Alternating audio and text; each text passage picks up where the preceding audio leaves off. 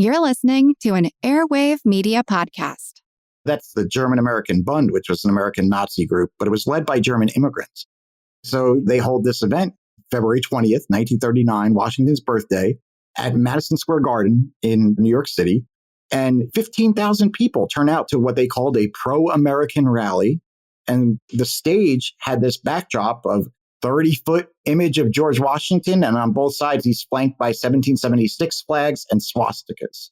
You get a real sense of how far across the political spectrum the memory of the revolution has been used.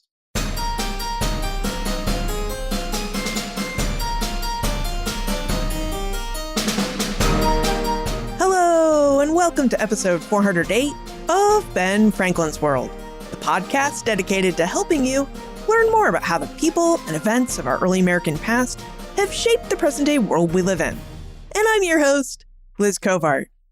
The American Revolution was more than just a series of events that unfolded between 1763 and 1783. The American Revolution is our national origin story, one we've passed down, shaped, and reshaped for the last 250 years. But what do we really mean when we talk about the revolution?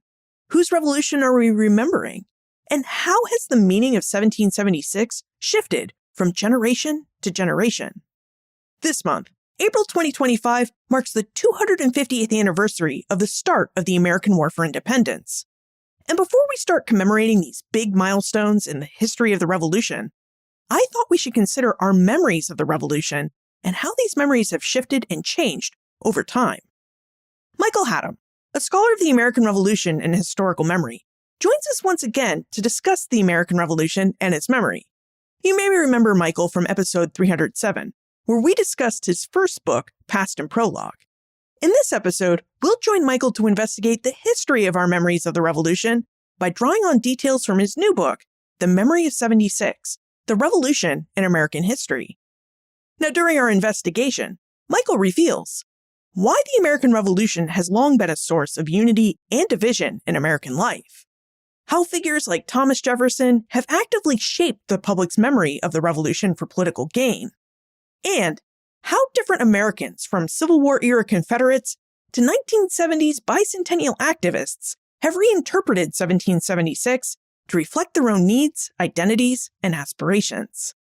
But first, join the conversation in the Ben Franklin's World listener community. Join us. The listener community is a place where we talk about history, share links to events, books, podcasts, and historic sites that interest us, and it's also where you can submit your questions for our guest historians.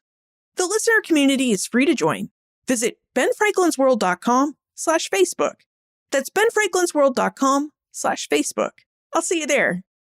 Okay, are you ready to explore the history of our memories of the American Revolution? Let's go meet our guest historian.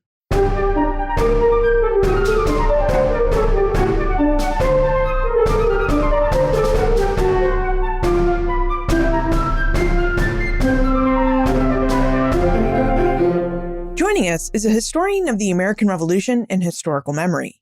He received his PhD in history from Yale University, and he has written for publications such as the New York Times, Time, the Smithsonian Magazine, and the Washington Post. You may remember our guest from episode 307, where we spoke with him about his first book, Past and Prologue, Politics and Memory in the American Revolution. Today, he joins us to explore the history of our memories of the American Revolution with details from his book, The Memory of 76, The Revolution in American History.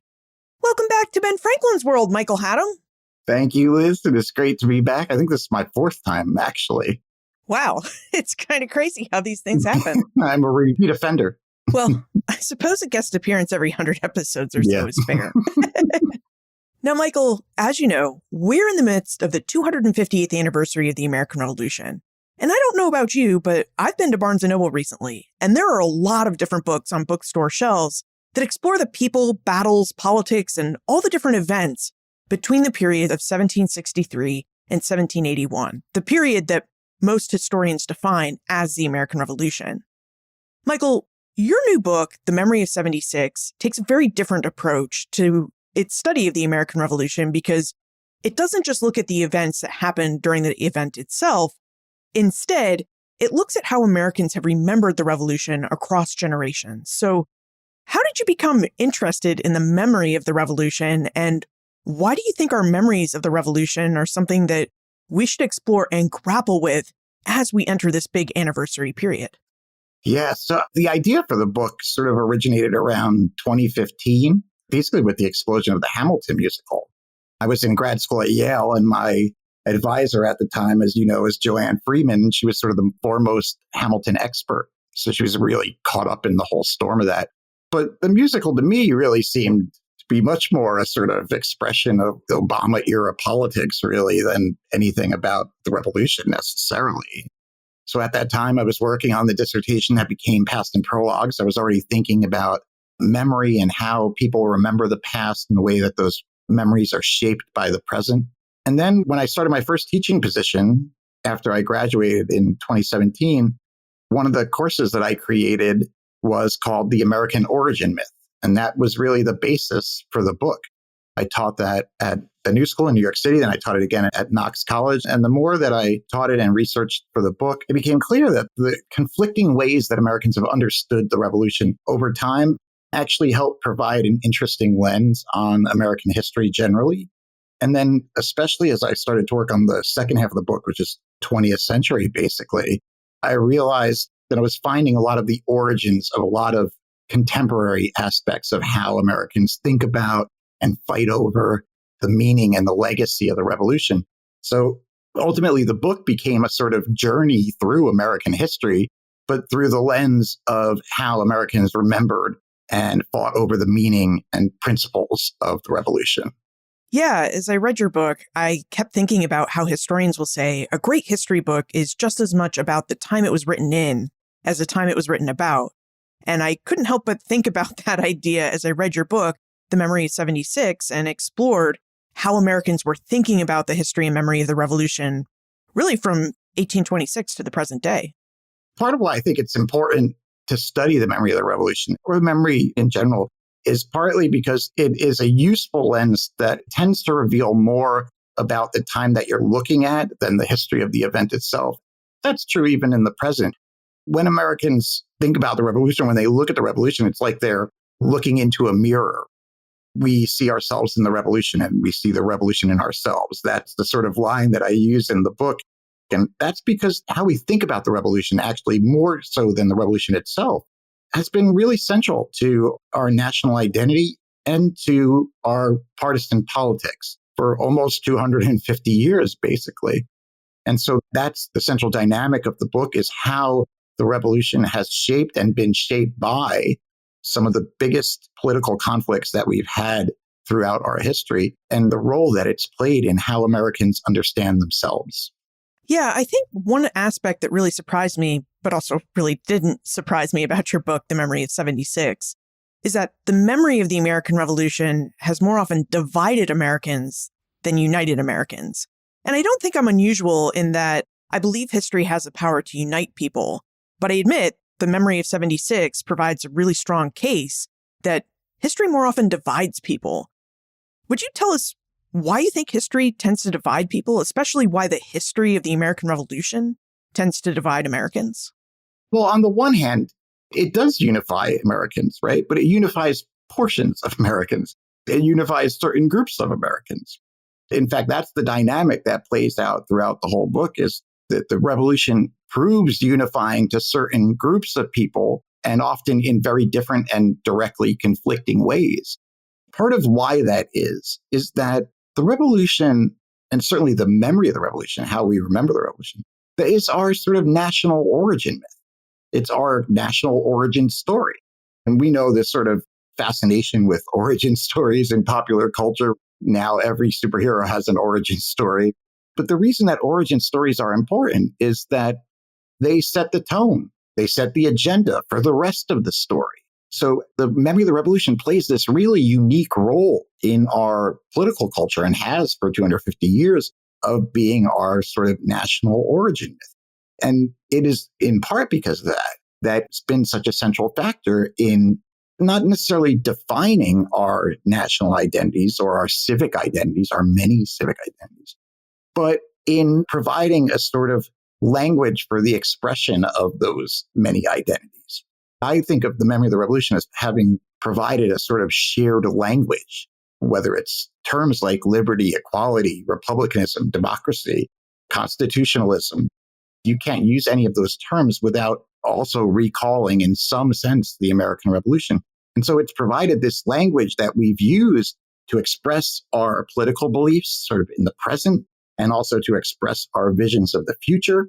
And part of the reason for that is because it has this sort of central place at the heart of the American story. Before we dive into exploring the origins of the American myth as we talk about these important anniversaries of the Revolution, Bob would like to know more about your research into the memories of the American Revolution and whether you might agree or found in your sources that the first and best memories of the Revolution are those memories that came from people like John Adams or Joseph Plum Martin, who documented their experiences along the way and witnessed the events of the Revolution as they were happening. Yeah, I mean, the most famous discussions by Adams and Jefferson about the Revolution really come in their correspondence from the 1810s and 1820s after they sort of reconciled. But to read accounts from Jefferson or Adams from that time is really to read primary sources. It's not to read secondary sources, because these are recollections, but they're also assessments of an event by people who took part in that event. So we can use those conversations that they had, as I do in the book, as historical sources, offering insight into the event sort of as it happened or in the era. But the founders themselves, basically, both at the time of the revolution and in the decades after, they never agreed on what the meaning or the primary principles of the revolution were, right? That's why we ended up having political parties. So to study a memory is really to look at the time after an event happened, try to find out what were the most common and most widely spread narratives or interpretations of an event, and to try to understand what the meanings that they intended to convey within their current time and context. So when Jefferson and Adams are writing each other about the revolution in the 1810s or 1820s, we get a glimpse into their personal memories of the revolution. But also those writings were not publicly available until years later. So they were not really shaping how ordinary Americans understood the event necessarily around, let's say, the first major anniversary, which was the Jubilee of 1826. Well, let's dive into these memories and the origins of the American myth. So two of the first histories that try to center the American Revolution in the American consciousness came from John Marshall, who famously served as the Chief Justice of the Supreme Court, and Mercy Otis Warren of Massachusetts. Can you tell us about their histories and how they took hold in Americans' memories? So in Past and Prologue, the latter part of that book, I talk about the first histories of the revolution, which were written in the 1780s and the 1790s. And they were not partisan histories because there was not a party system yet. There were no political parties yet, certainly by the 1780s and the very early 1790s. But John Marshall and Mercy Otis Warren's histories really are the first major histories of the revolution after 1800. So after that first party system is really entrenched. So Marshall, at least, many people don't remember that he wrote a history of the revolution. It's really in the form of a biography. It's called The Life of Washington. And he was compelled to do it, to write this biography of Washington after Washington's death by a publisher in Philadelphia. And I talk in the book about a lot of interesting aspects of his experience writing and publishing the book. He was not a historian. He had never written into history before. But basically, Marshall was a staunch Federalist. And he wrote a biography of Washington that intended to offer a Federalist history of the Revolution.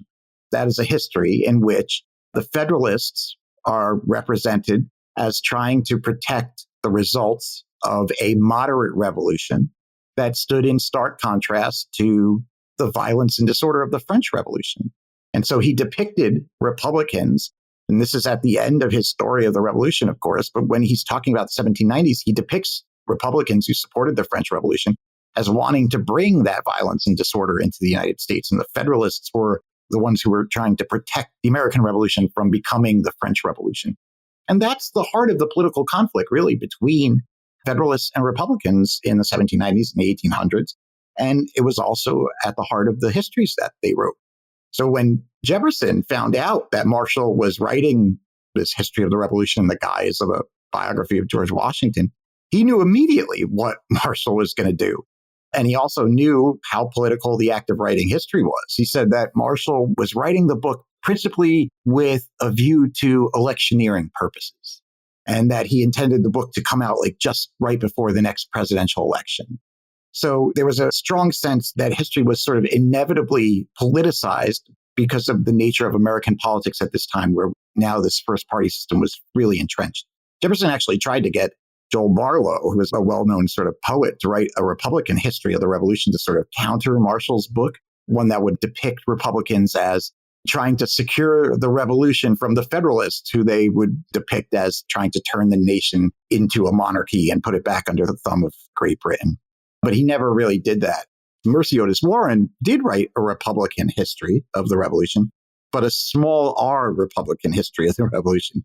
She was a supporter of Jefferson. She was the wife of James Warren, who was a prominent revolutionary in Boston, and the sister of James Otis Jr., the famous writs of assistance case. And her history was informed by her small r Republican politics and really did not follow Jefferson's party line on the French Revolution. She wasn't a big fan of the revolution. So she depicts the Federalists as monarchists, but she also is quite critical of the French Revolution. And because of that, and I think also partly because she was a woman, Jefferson never really promoted her book as the Republican answer to Marshall. Now, these two histories, they weren't bestsellers, certainly. Marshall's was 5 volumes and Mercy Otis Warren's was 3 volumes. They weren't like runaway bestsellers, but they're important because they are representative of the moment in which the history of the revolution really becomes politicized, and then that becomes a permanent feature of historical memory of the revolution ever since. This is fascinating because in recent episodes, we spoke with Lindsay Travinsky, who told us how Thomas Jefferson shaped how we view the presidency of John Adams. And then recently we spoke with John Ragasta, who told us how Jefferson shaped our historical memories of Patrick Henry, a man who Jefferson utterly loathed. And here we are again, speaking with you independently, and you're talking about how Thomas Jefferson was trying to shape the memory of the American Revolution. And it seems like we're just experiencing a lot of coincidence, and yet I never asked any of you to discuss Thomas Jefferson as a shaper of our historical memories of the founding period, and yet you've all brought it up independently. So it's a very interesting point. Well, it's a theme. It's a running theme for sure. Well, now that we have our context in place, it's time for our whirlwind tour of the American Revolution's big anniversaries. Michael, just as we're experiencing a run-up to the 250th anniversary of the American Revolution, there was a lot of run-up to the 50th anniversary of the American Revolution in 1826. Would you tell us about this 1826 commemoration of the Revolution and about the lead-up to this anniversary? There are a good number of stories in the book surrounding the Jubilee, which is what they called it. There are really 2 really important things that happened in the run-up to 1826. And one is that there was a renewed sense of patriotism after the War of 1812. Many people called it the Second American Revolution, right? And once the sort of economic dust had settled from that war, the federal government passed the first Pension Act for Continental Army veterans. This is 1819. And it can be kind of hard to conceive of, but Continental veterans were not celebrated in the decades after the war. They were viewed warily.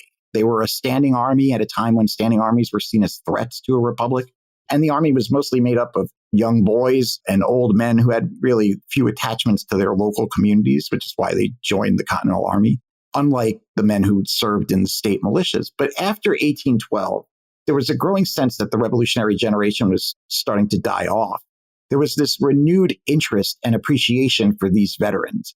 And as part of the Pension Act, as part of the applications for the Pension Act, veterans had to write a record of their service, basically a narrative account of their service in the Continental Army. And those accounts were often published in local newspapers. They kind of began to become minor local celebrities. And so in some sense, I would say in the book, they kind of wrote themselves into popular memory of the revolution, which up until that point had been largely dominated by a few elite individuals, Washington particularly, but also Jefferson to an extent, and Franklin, of course.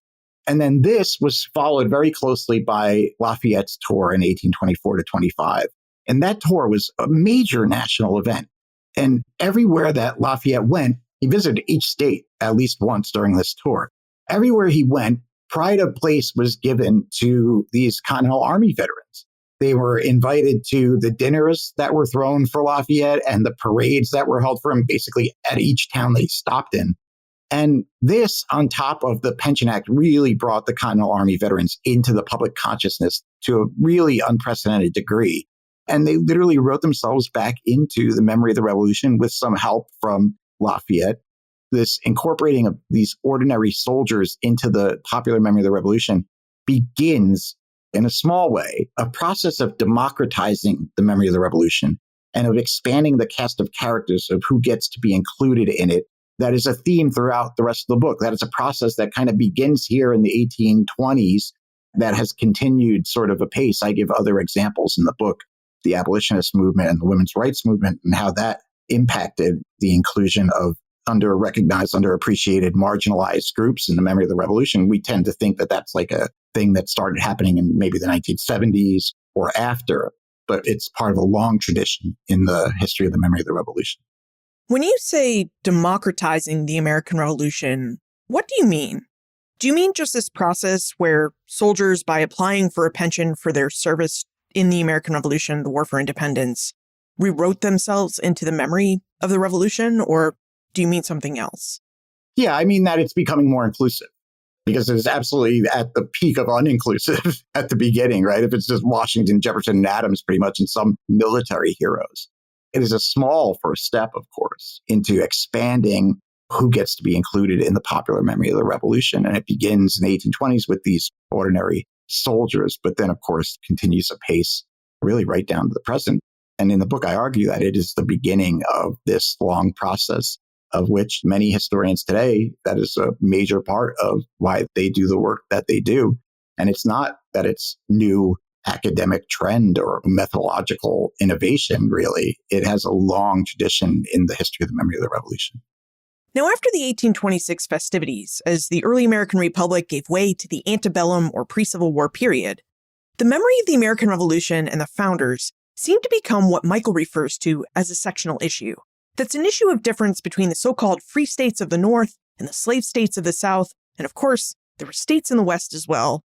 But Americans started to remember the Revolution and their state's participation in it along sectional lines.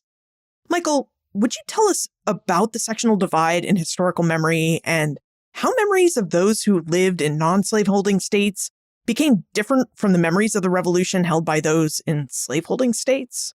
I don't want to give the impression that the book is just about the anniversaries. The anniversaries take place periodically throughout the story because that's how they come up.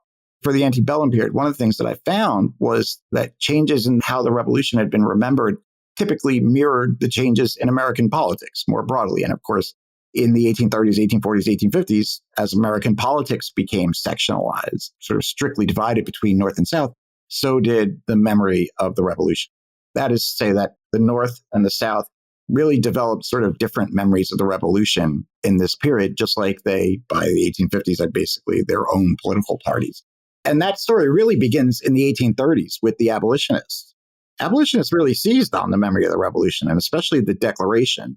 In the book, I argue that the abolitionist movement essentially created the modern memory of the Declaration of Independence as being defined by the preamble and by the principles of liberty and especially equality. Before that, the Declaration really symbolized independence and, in some sense, the union of the states.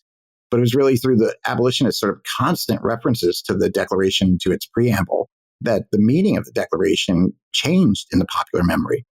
I have a quote in the book where abolitionists in Vermont say that slavery in 1833 is incompatible with the Declaration of Independence in 1776.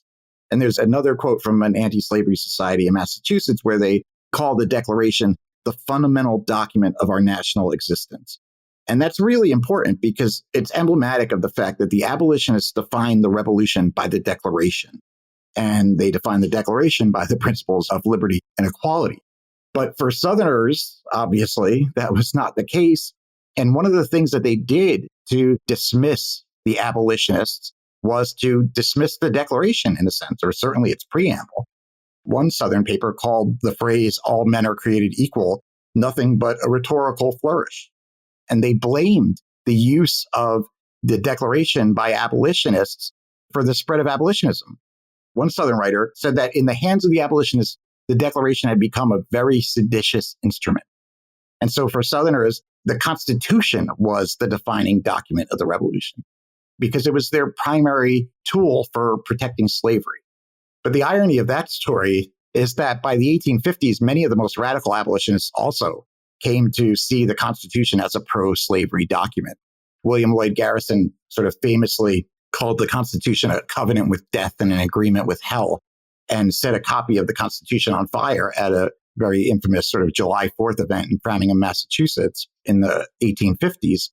So I kind of write in the book that the abolitionists hoped that the Declaration would save the nation from slavery, while Southerners hoped that the Constitution would save the nation from the Declaration.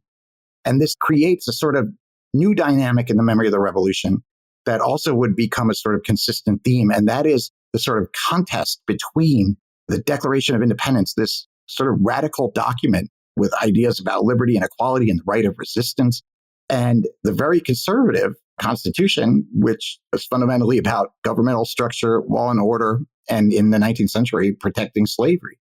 So there's been a sort of contest between which of those two documents, those two very different founding documents, is the document that defines the revolution. And we see that emerge in this period. Yeah, it was interesting as I read that section of your book, The Memory of 76, how Thomas Jefferson basically fell from grace in the South because he wrote the Declaration of Independence and its famous phrase, all men are created equal. Because that phrase, of course, became the bane of Southerners' existence during this pre-Civil War period. Absolutely. They actually come to really have a major problem with many of the founders, but partly they really come to have a problem with Washington, Adams, and Hamilton because they did not stop Jefferson in the first place. Well, as we continue our whirlwind tour of Americans' memory of the American Revolution and how that memory developed over time, during the American Civil War, Americans seemed to use the American Revolution in many different political ways. Michael, how did those who lived in the Confederate States of America, and those were the states that seceded from the Union in 1861, how did Confederates remember the American Revolution and its events? And how did that contrast with how Abraham Lincoln remembered the American Revolution, most famously in his Gettysburg Address and its calls for union? Yeah, for Lincoln and Union, it's really interesting because Lincoln actually says that the idea of the Union of the States was not established by the Declaration of the Constitution. It was actually established by the Continental Association of 1774, which is a document passed by the Continental Congress. So in some sense, he sees union absolutely as a revolutionary principle, but also as the first revolutionary principle, because it predates the liberty and equality of the Declaration and the Constitution. And so it's really important to understanding why Lincoln, who maybe more than any other president talked about the American Revolution, where the roots of his commitment to union really was. For the South, this is one of the most interesting parts, I think, of my research, partly because there had been some work done on this by historians, but I think I came to a very different conclusion. Basically, the Southern memory of the Revolution that developed in response to abolitionists prioritized the Constitution, and it was based in part initially on lionizing well-known slaveholding founders, especially George Washington. And I show in the book how the original impetus behind the Mount Vernon Ladies Association in the 1850s was really to buy and maintain Mount Vernon as a symbol of Southern revolutionary pride. There was a real anxiety amongst Southerners in the 1840s and 1850s that most histories of the Revolution, which were written by New Englanders, didn't give Southerners enough credit for their contribution to the Revolution. But by the time of the secession, Confederates' relationship to the Revolution really becomes quite complicated. They reiterated their dismissal of the Declaration, but some like Alexander Stephens went even further. If we think about his famous Cornerstone speech, where he declares that white supremacy is the cornerstone of the new Confederacy, by then, the notion that the founders, even Washington and Jefferson, that any of them, they had been anti-slavery, which was something that abolitionists argued, became increasingly accepted by some Southerners. And Alexander Stephens accepted that. He says in the speech that it was the prevailing idea amongst the leading founders at the time of the Revolution that slavery was a violation of natural law. And then he says they were wrong. That speech is a distinct break for the Confederacy with their connection to the founders and their connection to the Revolution.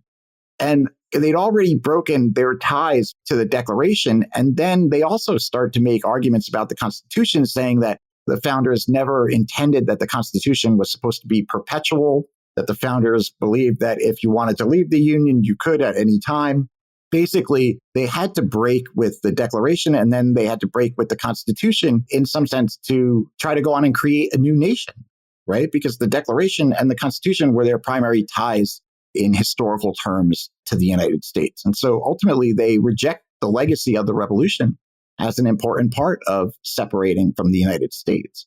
And I say in the book, there's something interesting is that they do continue to use some symbols of the Revolution. Militias would call themselves Minutemen, that kind of thing. But it didn't have any revolutionary ideology behind it. It was really just this form of like cultural heritage.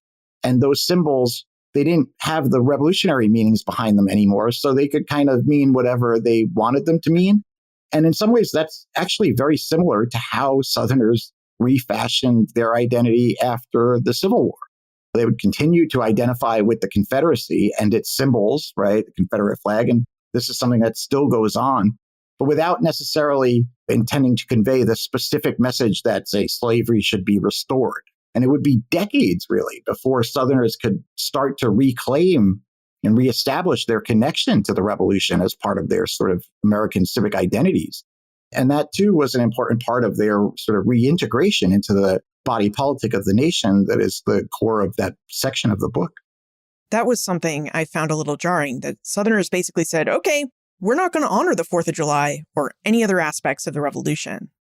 And that actually brings us to the centennial celebration of the United States in 1876, which happened just 11 years after the Civil War and also marked the end of Reconstruction, which was a program where the federal government went into the southern states to try and restore law, order, and the Constitution in the former Confederate states.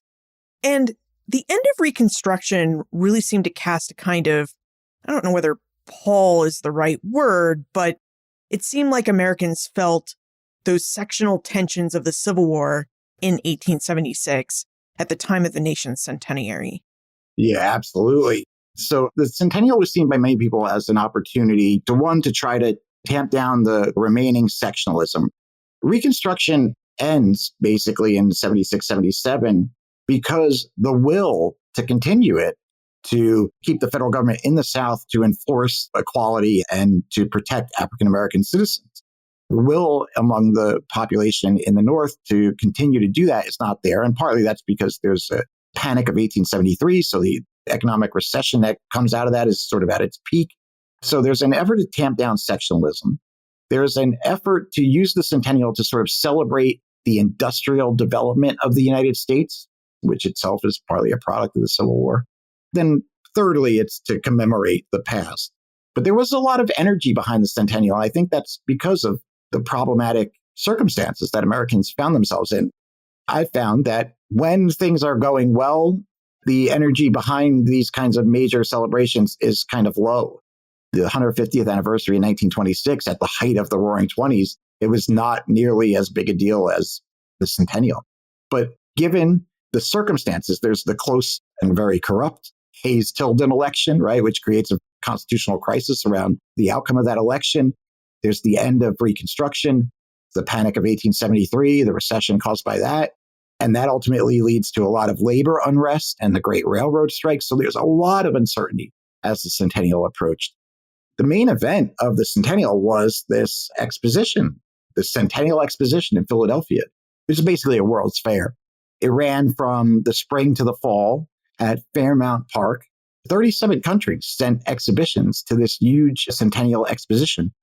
And the main exhibition hall that was constructed for this event was actually the largest building in the world by square footage at the time.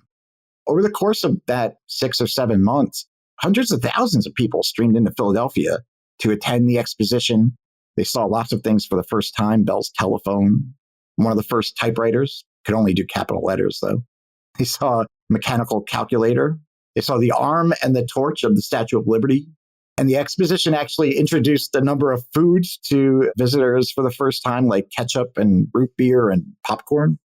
So it's a major national event, but Southerners were not entirely enthusiastic. For them, they thought that if you use this major anniversary to focus on industrial progress, right, then basically you're focusing on the North. And by implication, you're suggesting that the South is backward or somehow behind the North. One Southern newspaper called it a sectional parade. So even though many Southerners did travel to Philadelphia for the event, I have accounts of that. Ultimately, the centennial, like the memory of the revolution as a whole, in some sense, it didn't end up creating unity. It didn't end up soothing sectional hostilities so much as it provided a sort of platform to further fan the flames. There are so many fascinating parts in Michael's book, The Memory of 76. But if you asked me what section I found most fascinating, I'd have to say it's the period between the centennial and World War II. Because, like Michael said, anniversaries pop up throughout this book, but the book is about more than anniversaries. It's really about how Americans use memories and images of the American Revolution throughout time.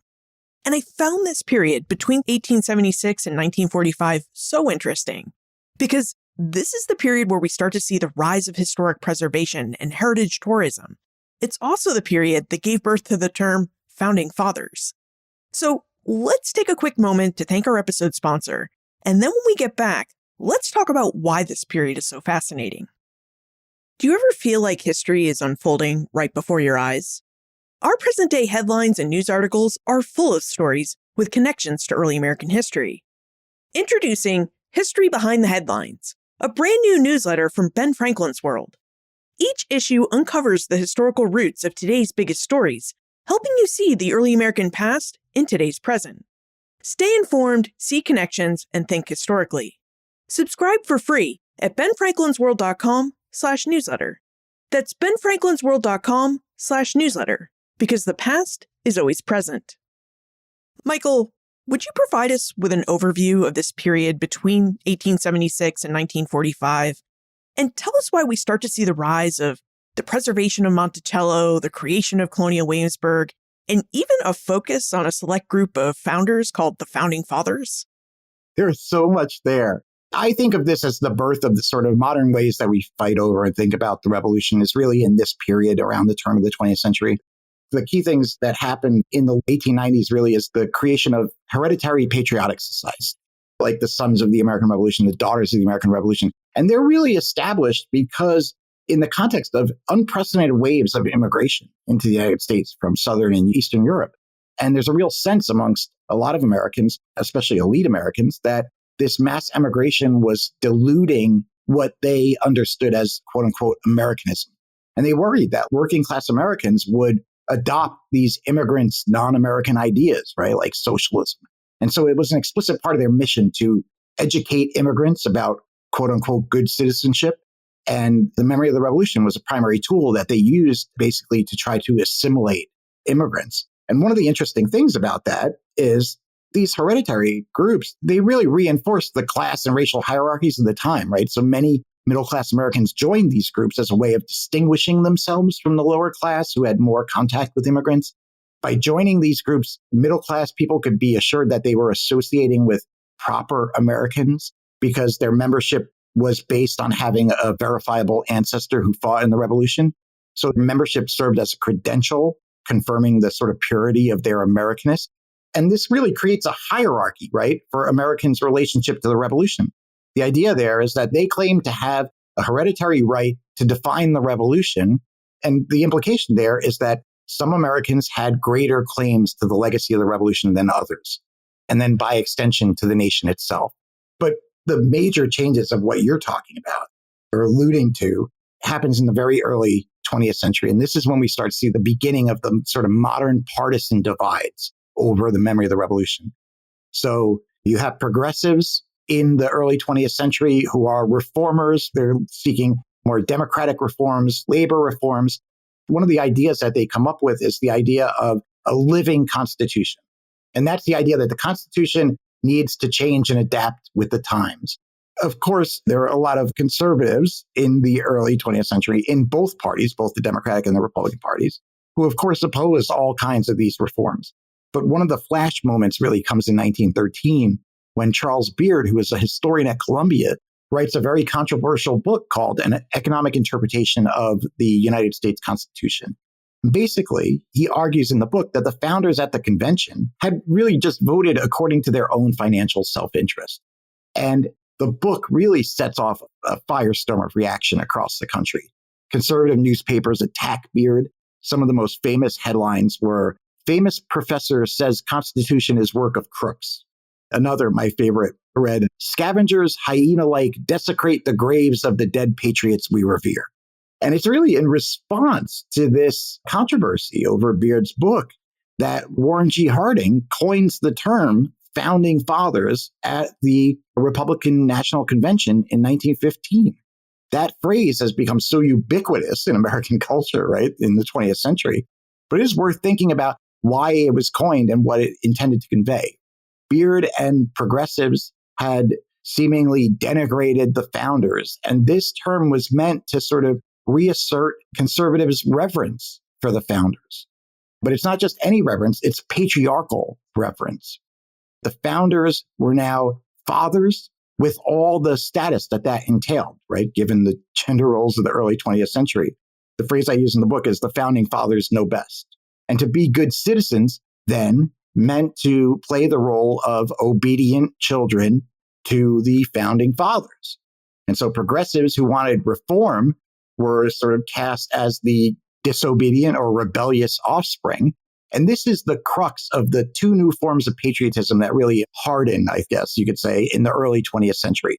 On the liberal or the progressive side, patriotism and honoring the memory of the revolution was defined by one's efforts to try to more fully realize the principles of the revolution, whether that's liberty or equality, or if you think democracy was one of those principles. And that's a trend that goes back to the abolitionists. But for conservatives, patriotism came to mean revering and celebrating the memory of the revolution, particularly the founding fathers, in a rather uncritical way. And so that divide in how the left and right understand and practice patriotism is still very much with us today. Now, before we move away from this period, I just wanted to say perhaps the most shocking element of your book, The Memory of 76, is that at the end of this period, by around World War II, we see how the fascists, the American Nazi Party, were using George Washington to help spread and build support for their message. And there's this picture in Michael's book, The Memory of 76, that shows a large vertical banner of George Washington at a pro-Nazi rally in New York City. And I guess I just wanted to raise this because it really highlighted for me how anyone and everyone might try to adopt the memory and deeds of the founders and the revolution to support their cause. That's the German-American Bund, which was an American Nazi group, but it was led by German immigrants. And their whole purpose in the late 1930s was to foster public sentiment against the Americans getting into the war. And so the reason that Washington is a useful symbol for them is, one, because they understand how important the revolution is in American culture, even as immigrants, but also because of Washington's farewell address, where he basically warns future generations of Americans to stay out of European wars. So they hold this event, February 20th, 1939, Washington's birthday, at Madison Square Garden in New York City. And 15,000 people turn out to what they called a pro-American rally. And the stage had this backdrop of 30-foot image of George Washington. And on both sides, he's flanked by 1776 flags and swastikas. You get a real sense of how far across the political spectrum the memory of the revolution has been used, and with some success. You don't draw 15,000 people to Madison Square Garden if what you're doing doesn't have some support. Now, before we move on and dive into the bicentennial, John has a question that relates to what you were saying, Michael, about Warren Harding and the Founding Fathers. John notes that the Founding Fathers drafted the Declaration of Independence and the Constitution, and they focused these documents on wealthy landed men who looked just like themselves, and that Charles Beard discussed in his famous history. John wonders whether any of the founders had thought about or considered whether these documents might one day be inclusive of African Americans, women, Native Americans, and even non-property holding white men. On whole, the short answer is no. But I would say that one of the things that I've learned in writing this book is that intentions typically pale in the face of unintended consequences, right? One of the lines that I use in the book is that just like revolutions have unintended consequences, so do memories of revolutions. And one of the things that comes out of those documents, especially the Declaration, that was one of the most interesting things about working on the book to me, is this long tradition in American politics of liberal social movements adopting and placing themselves squarely within the memory and legacy of the revolution, like the abolitionists, like the women's rights movements, like the suffragists, like the civil rights movements, the gay and lesbian rights movements. There's examples in my book of all of these movements really using the memory of the revolution to make their case. And in almost all those cases, it's in service of more fully realizing the revolutionary principle of equality, of course, right? But they all shared a vision of the revolution as an ongoing process, not just an event that had happened in the past and was over. And they shared this vision of patriotism that I mentioned that was defined by working, being willing to work to more fully realize the principles of the revolution. So in some sense, that is one of the unintended consequences of these documents, especially the Declaration of Independence. But just because it was unintended doesn't diminish it in any way. That has been a central part of the story of the history of the memory of the revolution. The abolitionists are the ones I say they created the modern memory of the Declaration. They also are the ones who made the Liberty Bell, the national symbol of the revolution. To me, that's one of the important lessons that comes from the book, for the present at least, which is that there is a lot of political power to be had in aligning oneself with the memory of the revolution, both in positive and negative ways. So we can't end this episode without talking about the bicentennial, which in many ways brings together all of the different elements and ideas that Michael has been talking about, especially this idea of the democratization of the American Revolution. Michael, I had no idea that there was so much to do about the bicentennial. I mean, I knew there were a lot of different celebratory and commemorative events, but I had no idea about the fighting that went on behind the scenes, in front of the scenes, all about the memory of the revolution and what it meant and who was included in it. Now, as you spend the last 5 or 6 chapters in your book, The Memory of 76, talking about the bicentennial, would you give us a brief overview of what happened with the revolution's memory in this period? I think of the bicentennial first as the long bicentennial era. And I argue that it begins in 1969 with the opening of 1776, the musical on Broadway. And it really doesn't end until 1989 with the bicentennial of the Bill of Rights, which is sort of the last American Revolution anniversary, 200th anniversary. So I think of the bicentennial as this long era. And the first thing that you need to understand about it, certainly at the beginning, is that it happened in a political, economic, and social context that was defined by turmoil. Even if we think just to the early 70s, you had Kent State, the escalation of the Vietnam War, especially in Cambodia, Watergate, there's the oil crisis, the beginning of long-term stagnation of wages, the rise of corporate power. This is the context in which the bicentennial occurs. And Americans, by this time of the early 1970s, had less faith and trust in their institutions than they'd ever had before. They had less optimism about the economic future of the country. How do you celebrate the founding of a nation that felt like it was on the brink of going off a cliff? So one of the things that happens is the Nixon administration creates the American Revolution Bicentennial Commission. They're supposed to oversee the preparations and the commemorations for the bicentennial. But he staffs it largely with his own supporters and by leaders from the business sector. And so the group is really ineffective. They come up with only a few proposals. They wanted to hold a World's Fair, like in 1876, but that never got off the ground because there was not enough support for it. They wanted to create a bicentennial park in each of the 50 states. That went nowhere. Basically, what they did create was a logo, which I'm sure many people have seen, and they created some commemorative coins, but really that's it. And in 1972, in the summer of 72, the ARBC really got caught up in a huge scandal when a bunch of its papers were released to the Washington Post. And so there's a series of stories all throughout the summer and the fall revealing sort of how Nixon planned to use the bicentennial to help with the election in 74 and revealing the incompetence of the leaders and the dysfunction amongst the staff and all kinds of backdoor dealings and corruption that went on. And ultimately, it led to these congressional hearings that forced Nixon to disband the entire commission, eventually replaced by the American Revolution Bicentennial Administration, which didn't try to do anything centralized. It just gave out grants to local groups and organizations. But one of the groups that is at the heart of that scandal was the People's Bicentennial Commission. They were a group that had leaked the documents to the Post because they got them through a Freedom of Information Act request. And that group was led by Jeremy Rifkin, who was a left-wing socialist. And his goal was to create a patriotic left organization for the bicentennial.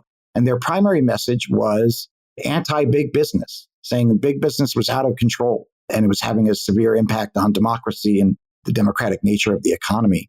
And that message appealed to a lot of Americans. They created tons of printed materials that circulated to schools and churches and all kinds of communities all across the country. And they also held two really major protests that received a lot of publicity. They protested the 1973 anniversary event for the Boston Tea Party. And there's a great picture in the book of that. They also protested the 200th anniversary of Lexington and Concord at Concord, where President Gerald Ford was speaking. And their sort of success in the media so annoyed Republicans at the time that the Senate eventually held hearings on the PBC that were called an attempt to steal the bicentennial. So the obvious implication there is that they believe that conservative Republicans owned the bicentennial and the memory of the revolution. But it's really the beginning of the most modern form of our partisan divide over the revolution is really set here because conservatives in the 1950s developed a memory of the revolution in the wake of the start of the Cold War that basically defined the revolution by three principles: individual liberty, limited government, and free trade, or capitalism, you might say. And the memory of the revolution that comes out of the bicentennial on the liberal side really is more in the vein of building off the work that was done in the 19th century to expand the cast of characters. And there is a radical historical change in the nation's historical consciousness in the 1970s, certainly around race. It really starts to become impossible in the 1970s to talk about the revolution in a way that totally ignores slavery, for example. In the 1970s, there's a famous book written about Thomas Jefferson and his quote-unquote relationship with Sally Hemings. That becomes a big popular story. And the other thing that comes out of the bicentennial, too, is a significant change in how public history is practiced in the United States. And this is not something I knew before either. But there is a massive growth of funding for institutions dedicated to African-American history, African-American historical sites, smaller historical sites aimed at the history of women in smaller locations. And academic historians start to move into jobs in these public history sites with the goal of telling these untold stories and recovering the lives of these marginalized communities. So those are the two really distinct ways that the left and the right remember the revolution. And that's still the case now, I think. It's fair to say 50 years later. Michael, do you think it's possible that Americans will ever view the American Revolution and these big commemorative events in ways that truly unify them? Like I said before, I mean, they are unifying, just not for the entire country. Could that be possible, given the sheer size and diversity of the United States? I think that it's up to each of us as citizens to determine the meaning of the revolution for ourselves. This is why I said earlier, the memory of the revolution is important because it's been a sort of vehicle of expression, a political language, really, that we express our political beliefs. And because of that, we have always embedded in our memories of the revolution our sort of grandest dreams and our highest aspirations, but also our deepest fears and our ugliest prejudices. But the revolution is always in the eye of the beholder. And I hope that this book gives readers a sense of the importance of the memory of the revolution throughout American history, but also an understanding of the origins of many of the modern ways that we think about and fight over the revolution. Because I think that that is going to be particularly useful as we sort of continue barreling our way toward the 250th anniversary of independence in 2026. I'm glad you brought up the 250th anniversary because it's now time for our segment, 1776 in Context.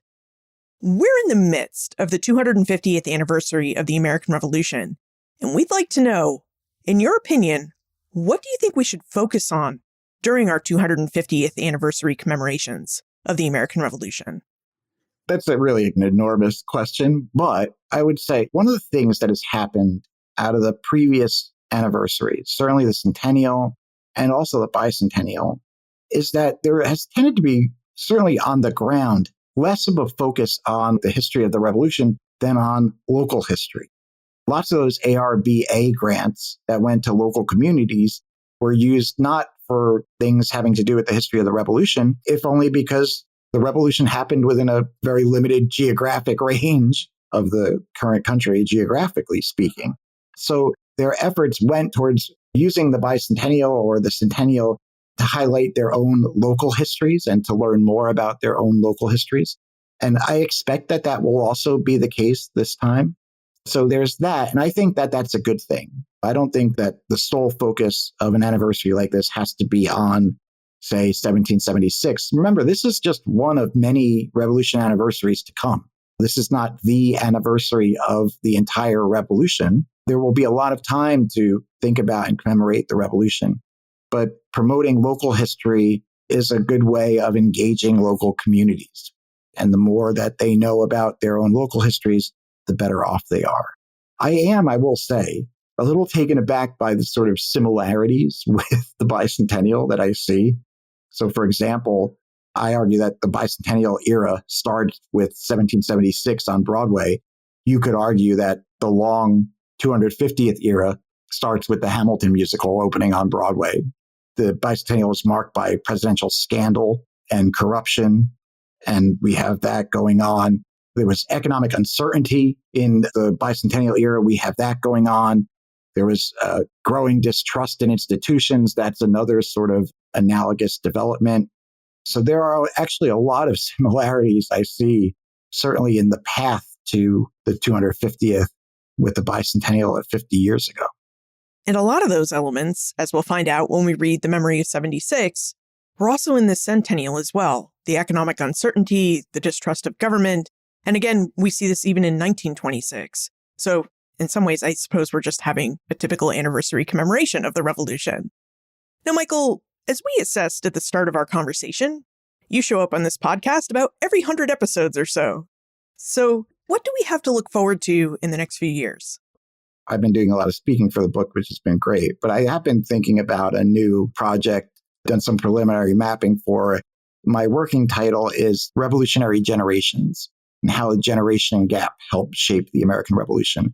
And the idea behind that is the fact that we often use the term revolutionary generation, but the revolution really was carried out by three generations. There is the first generation, if we think of, say, Benjamin Franklin's generation. And I tend to think of them as the sort of imperialist generation. And those guys are very prominent. They are all guys. They are mostly prominent early in the imperial crisis, like the mid to late 1760s. And then the second generation I think of as the independents. And that's the Washington, Jefferson, Adams generation, who basically takes over and goes for independence and essentially prosecutes the war. And they're born basically between 1730 and 1750. And then there's the partisans, who are the people who were born after 1750. So they didn't have any real personal experience, certainly not once they'd come of age, of having lived in the British Empire or the old system of politics. And so they are sort of uniquely placed to create a new system of partisan politics that emerges. Those individuals are all born after 1750, or mostly born after 1750. And so the goal for the book would be not really just to argue that every member of each of those generations thought exactly the same way or favored the same things, but it's really to try to recover the contexts of those three generations that shaped how they thought about the events that were occurring. Independence was not a glint in the eye of that imperial generation, people who were born in the early 18th century, and to try to tease out the moments where conflicts between members of those generations, where those moments happened, and the consequences of those sort of conflicts, generational conflicts. That sounds fascinating. And I already know we're going to love it. So we'll see you around episode 500 or so. And we really can't wait to see how this project turns out. Michael, if we have more questions about these commemorations and the memory of the American Revolution and how that's been shaped over time, where's the best place for us to get in contact with you? So you can go to my website, which is mdhattem.com. There should be a link there to my email, and I am always happy to receive emails from readers or people with questions. So I would encourage you, if you're so inclined, to be in contact. And you're pretty quick with your responses too. Yeah. Well, Michael Hattem, thank you so much for rejoining us and for helping us better understand the memory of the American Revolution and for putting our 2026 celebration, commemoration, remembrance in the context of these wider events. Thank you so much for having me, Liz. Michael's research in the memory of 76 reveals something essential about how Americans have understood their history, which is as a mirror. The American Revolution reflects not only who Americans once were, but who we want to be. From Jefferson and Adams's competing visions in the early republic to 20th and 21st century fights over patriotism and protest, the meaning of 1776 has never stood still. Instead, the memory of the American Revolution has evolved alongside of us, sometimes inspiring, sometimes dividing, but always shaping our civic identity. Now, one of our most powerful takeaways from our conversation with Michael is that history is not just about what happened.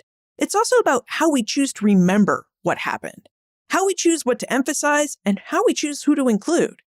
As Michael noted, the American Revolution's legacy has been evoked by abolitionists and segregationists, by suffragists and white supremacists, and by presidents and protesters. Each group has sought to claim the events, people, and ideas of 1776 for their own purposes. The American Revolution's shifting and changing memory reminds us that our national myths and values are not fixed. They're forged by each generation as we discuss and debate the revolution, its meaning, and its legacy. As we approach the 250th anniversary commemorations, we have the unique opportunity to reflect not just on the founding of the United States, but on the long and complex story of how we've remembered how the United States came to be. Look for more information about Michael, his book, The Memory of 76, plus notes, links, and a transcript for everything we talked about today on the show notes page, benfranklinsworld.com/408. With the 250th anniversary of the American Revolution upon us, now is the perfect time to share Ben Franklin's World with your friends, family, and all those people you meet at the different commemorative events. Remember, friends tell friends about their favorite podcasts. Production assistance for this podcast comes from Joseph Edelman, Karen Wolf, and Morgan McCullough. Breakmaster Cylinder composed our custom theme music. This podcast is part of the Airwave Media Podcast Network. To discover and listen to their other podcasts, visit airwavemedia.com. Finally, what does the American Revolution mean to you? How do you remember it? I'd really love to know. Liz at benfranklinsworld.com.